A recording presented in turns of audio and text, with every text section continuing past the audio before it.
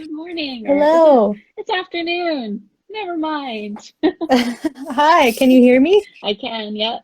Very Okay, good. cool. I have a very precarious setup here. Like I wanted to make my phone stationary, so I have like four books trying to create a sort of book stand. So I really hope it doesn't topple because I'll be really embarrassed if that happens. Oh Well, thanks gosh. for the warning. Yes, So, yeah, warning. this morning we have our fourth niche conversation. I'm Jessica DeWitt. I'm an editor with the Network in Canadian History and Environment. And today I am joined by Dr. Jessica McDonald. Would you like to tell us more about yourself? Sure, yeah. I am joining you from Saskatoon, from Treaty 6 territory in the homeland of the Métis, I think where you also are, if I'm Yeah. correct. Yep. I am a postdoc working remotely right now. So my postdoc is with Simon Fraser University, but I'm working here in Saskatoon. Mhm. I study English. I study contemporary Canadian literature mostly. But more broadly, I study the relationship between literature and environmental and social justice. I just wanted to say too up front that I think folks who might have read my piece will know, but I'm not a scholar of social media at all, or at least it hasn't been a main sort of scholarly specialty of mine in any way. So I think, yeah, my niche piece was very much written from sort of a more individual perspective on a scholar who studies other things, but is now using social media more. So yeah, I study literature and social and environmental justice's relationship to literature. Awesome. So, as you mentioned, you wrote a piece this summer for us called Getting Experimental Social Media as Daily Writing Practice During COVID-19. And this was part of our ongoing series, inviting people to write about how COVID-19 is affecting their writing, their research, and other scholarly work in the environmental humanities and more generally. So, I just wanted, first question for you is, how have you been using social media during the pandemic, and is this different from how you've used social media in the past? Yeah, thank you for the question. So I think I was calling it, like in the piece and in my head, my new daily writing practice as an academic. But first of all, it's not super new. It doesn't always look like writing. It certainly doesn't always sound academic, and it's not always daily. So it's sort of that title, even that I gave it, is sort of it's richer than it appears, or it's maybe contradictory. But basically, as I said in the piece, I've just been writing and sharing a lot more consistently, and a lot more about my professional life on social media, and in particular on Instagram and Insta stories. So for example, I've been live reading a lot of things. So like live reading research that I'm reading, or even, I've been in the midst of a Harry Potter reread for the last several months. And so I sort of screenshot and respond to, that's what I mean by live reading, screenshot and respond to my reading as it happens. So it's a kind of a way of researching and reading maybe more publicly or together with others who then respond to me. And then I just directly respond to articles and tweets and other work that I see through my Instagram stories, through social media. I share my own writing and my own work on social media. So I might, I was documenting the project that I did for ALEC 2020, which is the Association for Literature, Environment and Culture in Canada, their conference in 2020. I promote my work a little bit through social media. I think we're all sort of forced to do that now. And I screenshot little bits of my writing and my dissertation and that sort of thing. And then I can actually respond to those screenshots, which is a part of the reason why I like what social media offers, which is like self-commentary. Like, here's a screenshot of my own writing and here's what more I have to say about it, or how I Yeah, would do things yeah. differently. So I guess my answer is just I've been doing a lot of different ways of sharing, but they come down to those sort of live reading things, responding to other people's articles, tweets, research, and then sharing my own writing and work.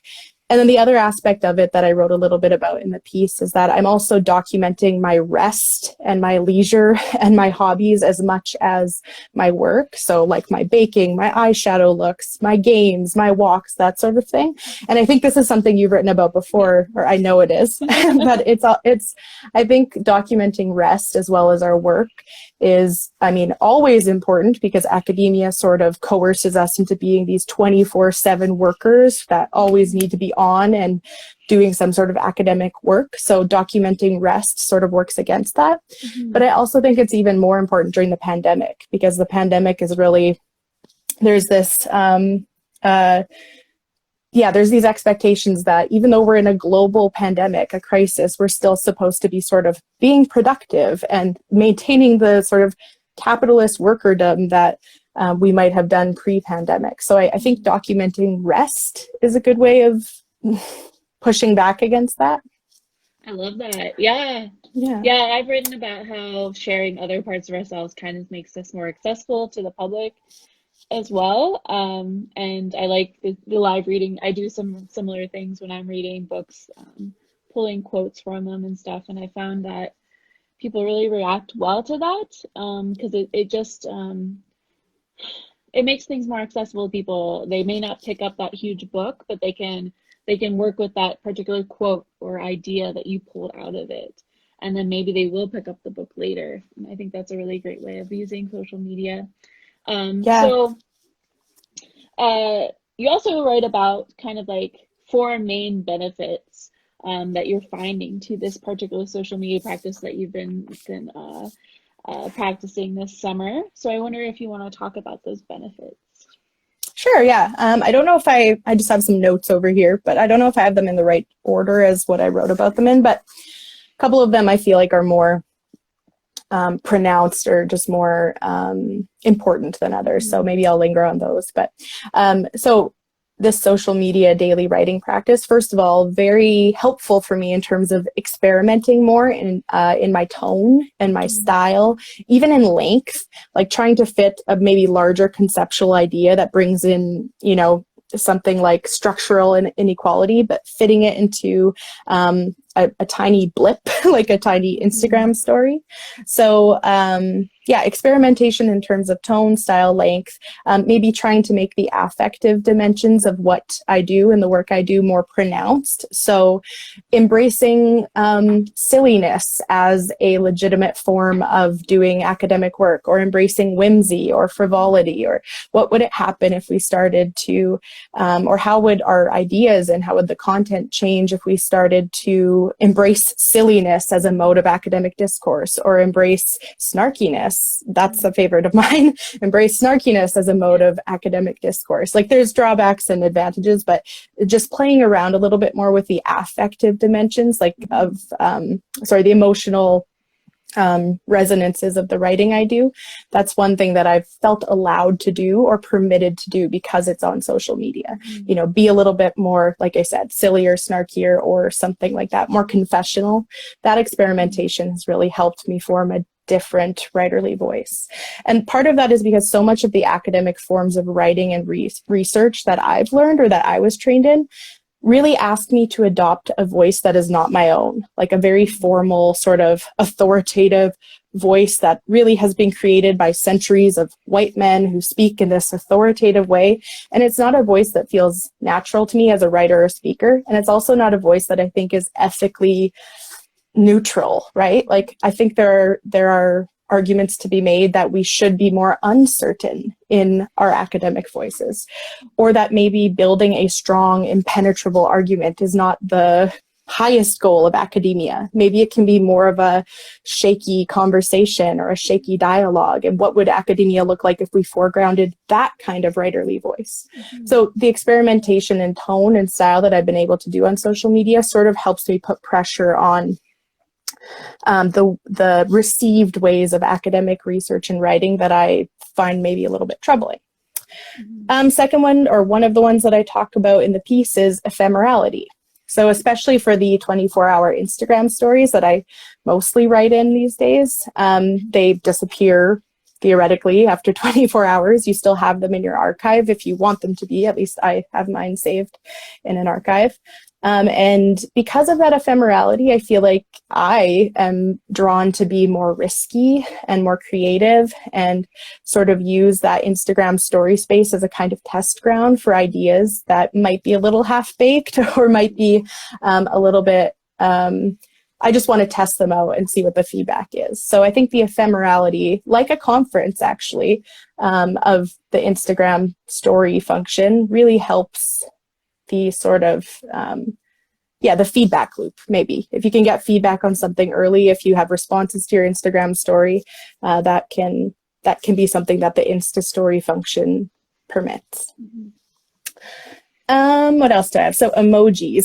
So I haven't published with graphics really in the past. I just personally, that's not something I've done. So in terms of visuals and research and writing, emojis have been like this new thing for me to try to think about how it's actually a useful exercise, thinking about like what emoji captures or what emoji will translate my ideas or my reactions to scholarship or my responses or my own writing. What will help translate that the best into a visual sort of marker? So how can I translate my words or my thoughts into these visual markers like emojis? And I also think adding emojis into the into the writing and scholarship that I do on Instagram is a way to be sort of a little bit more playful in scholarship, and also,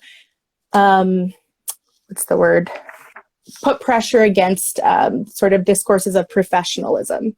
These forms of professionalism that we are held to, right? And that are really bound up in ideals of whiteness and in ideals of masculinity. So inserting emojis into scholarship is maybe another way of sort of pushing at or subverting troubling forms of professionalism that many academics feel called to uphold themselves to. So emojis as unprofessional insertions into research and writing, I kind of like that.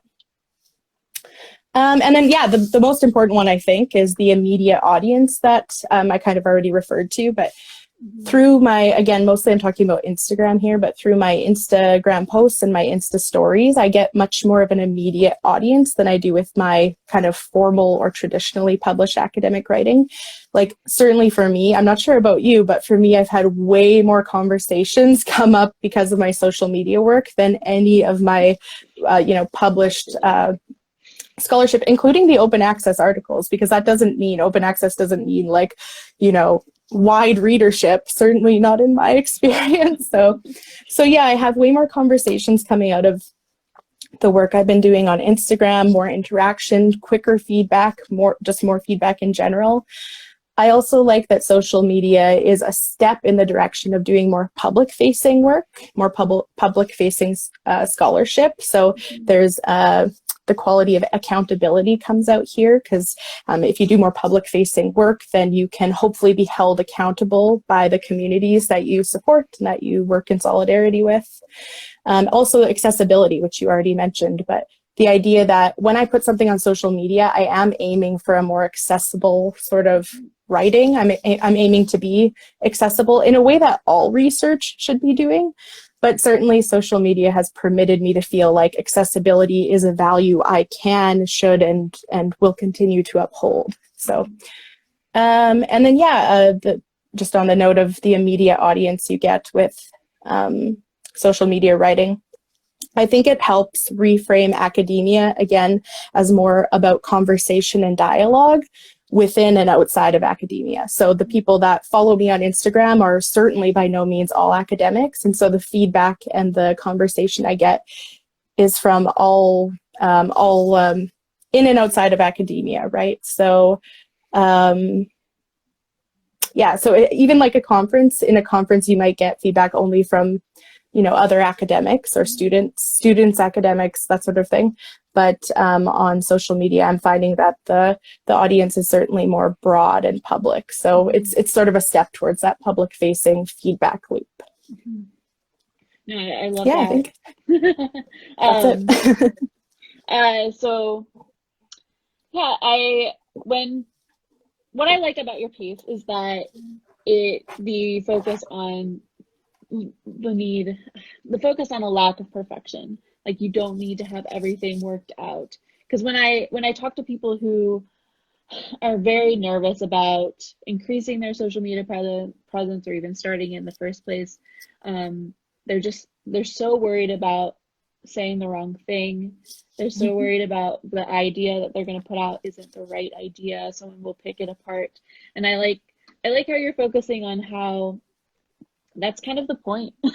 Like working through these ideas, and it's kind of a way to like work through your own thoughts and your own work.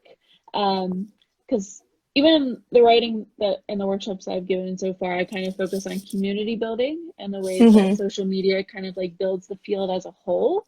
But I like how you're focusing on how this can also build like the individual scholar, and really change your relationship to your work and the way that you think about it. So I think that's a really valuable contribution that this article makes. Thank you. Oh, I was just going to say, yeah, Yeah. that is so scary. The idea that you can say something wrong, of course, but that accountability piece is totally why that's important Mhm. to do. Like you said, that's the point of doing public facing scholarship, is that when you inevitably misstep or make a mistake or something, that the public or publics around you or communities around you are able to hold you accountable. But it is so scary. And I think on a previous note that I just discarded, I had written that one of the ways that my social media has changed pre and post, not post pandemic, let's not use that phrase, but I don't know, before March 13th and after, is that I'm now more brave in what I share and the sort of spectrum of things that I will share about my personal and professional life. Whereas before I was, I'm already shy girl academic, I say, hashtag. And so it's harder or it had been harder for me to sort of marshal the bravery to share certain things online. And I think that's a really legitimate hurdle, what you were just talking about, where you have folks coming to you to say, I'm scared of doing this. So it's a legitimate hurdle, but it's also part of the point, is that if we all are more transparent and work through these missteps online and in public, if we work through whatever we might say that might be a misstep, then that actually becomes a more accountable, more honest, and just richer dialogue, and a more ethical dialogue. Mm-hmm. Yeah. So we've talked about this a bit before, but there is a tendency in academia and elsewhere to kind of trivialize social media use. And I was wondering, why do you think this trivialization happens, and is there a way to combat it? Yes. Okay. Yes. I love the stuff you've written on this. I really like it. And I totally have so many thoughts about this. But actually, in fact, I don't know if you're familiar with Literature Matters. It's a series run out of the Department of English at the University of Saskatchewan. For a couple of years, I co-facilitated it. And my questions every single month were so predictable, because they would essentially get reduced to the question, do you think social media gets a bad rap? And my friend made fun of me because of that, because no matter the topic, like it could be medieval texts or book burning or something else, my question would inevitably be some version of that question. Don't you think social media gets a bad rap? So I've been thinking about this question for years, and so I have a lot of thoughts. But first of all, I know that there's nothing like new or novel about people panicking over social media, because of course we know historically people always panic over new technologies or new manifestations of technology, like TV, internet, radio, even the technology of writing. So there's nothing like new about this panic, and I really try to be somebody who pushes against that kind of panic, that new panic with every technology. And then similarly, I think academia trivializing something that's used in the mainstream, or something that's really popular, or something that's dominant, that's also not new. That's just part of academia's bullshit elitism, right? That's not something that's surprising. So your question is sort of, why does academia do this? And I think part of it is, of course, that academia likes to gatekeep what kind of research and writing counts, or what kind of research and work is acceptable. And that has impacts because, for example, this is changing a lot, especially with scholars of social media and cultural studies and that sort of thing. But a lot of the academics I still know don't seem to value the labor that's happening online, don't seem to value the research and work and organizing and activism that is happening online, oftentimes by folks who are marginalized, right? By youths, for example. A lot of activism happening online is by youths. So if you control the spaces in which acceptable knowledge is produced and disseminated, then you can sort of control what kind of knowledge is seen as unacceptable. And I think that's something about what's happening with academia sort of gatekeeping where legitimate knowledge comes from, like in peer-reviewed journals or academic books, but not online, right? But we see, like right now, for example, really prominently the way that the work of Black women organizing and doing education and activism online is, I don't even want to say just as legitimate, like, extremely legitimate, and yet academia has undervalued forms of research and writing that happen on social media and that happen in these spaces. On the other hand, there are obviously valid critiques of social media that usually come from structural perspectives, right? Like how social media companies monetize our data, or how they spread and validate disinformation, how social media can be orchestrated by violent movements. What else do I have? How algorithms, of course, structure our feeds in ways that are troubling sometimes. Although, of course, you've written about how algorithms can be powerful and transformative in other ways. But, of course, sometimes algorithms show bias and they can really enforce troubling perspectives. So those are the critiques that I see as valid. But I don't know about you, in the circles that I sort of have grown up in this field, I usually see how those structural critiques of social media really easily slip in to dismissing social media users themselves. Yeah. So it becomes a critique or a derisiveness about the users themselves, not the structures. And that's kind of where I see the problem, because user-focused dismissals of social media often repeat racist, sexist, ableist, classist discourses. They repeat and reflect them. Those same sort of forces that structure the way in real life behaviors are talked about, those same forces seem to structure the way people dismiss online users. So one of the examples I always think about here is this constant dismissal of the way that women articulate themselves online, whether that be through selfies or through sort of life writing online, or through journaling or academic research online. I often hear dismissals of that. Of women using their sort of, or articulating themselves online. And I think that they seem to be more about policing women's bodies, those dismissals, than they are about any structural critique of social media. They seem to be more about policing the ways that women frame their selfies or edit their selfies. They seem to be more about policing how women articulate themselves, rather than actually talking about the structures of social media that might be troubling here.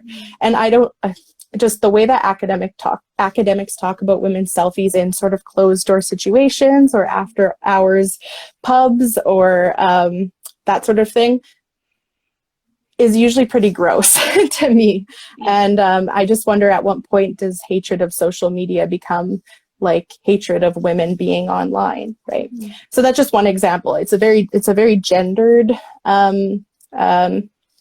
dismissals of social media can be very gendered, I should say. They can also be, like I said, they can also have inflections of racism and classism and that sort of thing. I think I mentioned the Dorothy Kim tweet in my piece, where she talks about how the phrasing Twitter mob is really racialized and gendered, and people sort of invoke that phrase as if to say the Twitter mob will take you down, but it's a really telling phrase with a lot of sort of troubling resonances. And then you asked how to combat it. I guess one other note I had here was just, I also hate, I hate how the kind of intimacy and relationships that are built online are really trivialized too, as if online and social media relationships are less than sort of real life relationships. And that's troubling for a lot of different reasons. There's a whole variety of people who build really rich and intimate lives online and relationships online, including disabled folks, but also just people for whom IRL living, like in real life living, is not ideal or not superior. So I also don't like the sort of discourse that I hear around relationships and intimacies online being sort of less than, because I find that a troubling narrative. But yeah, how do we combat this? I guess I try to be a bit of a killjoy. I don't know if it's killjoy, shit disturber, or what, but in just my own conversations with others, other academics, speaking up, talking to our friends, talking to our colleagues and our mentors sometimes, like talking up the hierarchy to our mentors about how they're framing social media. One problem I have is I've witnessed too often in classrooms when I was a student and TA and that sort of thing, professors who would make really dismissive comments about social media use as they were teaching. And I always thought, ooh, that's so alienating. Like even for me as a TA or in some cases a grad student being in this class, like it's really alienating to make these dismissive comments about social media that are not helpful and actually end up shaming students for their use, versus maybe, you know, neutralizing the shame and stigma around social media while also encouraging, of course, students to be critical about what they use and how they use it and to be deliberate about it. But also encouraging students to sort of explore its possibilities. So from a pedagogical perspective, or for people who are still in classrooms, I just would hope that folks would be more careful about how they frame social media as a topic, or even in their passing comments in the classroom, because you can really sort of alienate students or cause a sort of shame, a sort of shaming or a stigma about social media if you don't be careful about the way that you phrase it. And even integrating social media into your pedagogy, that's another way maybe of just structurally in the university or in the academy taking away the stigma from it, like actually integrating it into your sort of assignments and that kind of thing. I actually don't have a ton of experience with that, but yeah. What do you think? Well, Do you have thoughts? I think the most powerful thing is just being online unapologetically. So when people like you or I, right, use social media, use it well, and talk about it openly, fight back against like anything negative, that's really powerful. Just existing is really powerful, which I think is one of the powers of social media, is that, and reason that it makes some people uncomfortable in the academy is that younger academics may be the ones who are best at it, and we might be the ones who wield it with the most precision and the most benefit for themselves and others, and it can kind of be intimidating maybe for other academics, but I think just existing is powerful. And then yeah, I agree with you with pedagogy. I've used Twitter in classes that I've taught to limited success, but you know, I haven't taught that many courses, so I did what I could with it, and I found it to be beneficial, because despite the fact that these students were using social media daily, the idea of using social media seriously made them scoff, right? Like they didn't understand that, you know, in 5 years' time, they're going to be professional people, and the ability to represent themselves professionally online will be super beneficial to them. You know, Totally. just yeah, just I mean, in the grand scheme of things, social media is very young, right? And we're just working on making it better and more integrated. And as years go by, I'm sure it will go better. And yeah, being critical of it at the same time, like I'm always talking about how great social media is, but that doesn't mean that I don't know that it's garbage in some ways, and that it's still part of a capitalist system, and it still has major problems, just like everything else in life. But anyways, I'm rambling now. So Oh I should yeah, no, I agree. probably cut our conversation, but this was really wonderful. I want to thank you for taking the time to talk about this. I think it's really important for us to have these conversations. Is there anywhere that people can follow you or contact you if they have other questions or anything? Sure, yeah. Well, first of all, thank you for having me on as well. And also thank you for all the work you do at NiCHE and on social media, because you're definitely a great model for me and I learn a lot from you. Yeah, I can be followed at Jamber McD. So it's J Amber McD, MCD. I think that's the account I'm using right now on Instagram or on Twitter. Yeah, and thanks to anyone who's watching. Yep. And Okay. thank you to Well, you. thank you, Jessica. Talk soon. Bye. Bye.